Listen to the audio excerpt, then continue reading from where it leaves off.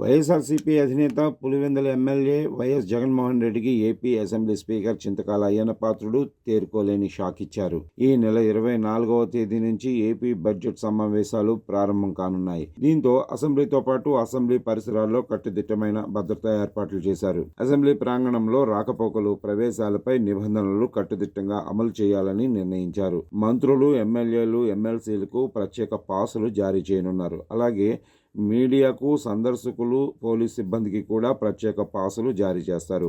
Budget సమావేశాలు జరిగినన్ని రోజులు భద్రతా కారణాల రీత్యా కేవలం పాసులు ఉన్నవారికి అసెంబ్లీ ప్రాంగణంలోకి అనుమతిస్తారు. అసెంబ్లీ మండలిలో వేర్వేరు ప్రాంతాలకు వెళ్లేలాగా వివిధ రంగుల్లో పాసులు జారీ చేస్తారు. అసెంబ్లీ 1వ గేట్ నుంచి మండలి చైర్మన్, స్పీకర్, డిప్యూటీ స్పీకర్తో పాటు ముఖ్యమంత్రి, ఉప ముఖ్యమంత్రులకు అనుమతి ఇస్తారు. అసెంబ్లీ 2వ గేట్ నుంచి మంత్రులకు మాత్రమే ప్రవేశం కల్పిస్తారు.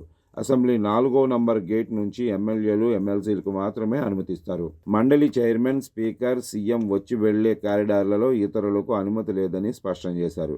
అంటే జగన్మోహన్ రెడ్డి, ఆయన పార్టీకి చెందిన 11 మంది ఎమ్మెల్యేలు, ఎమ్మెల్సీలు కేవలం 4వ నంబర్ గేటు నుంచి అసెంబ్లీ హాల్లోకి ప్రవేశించాల్సి ఉంటుంది.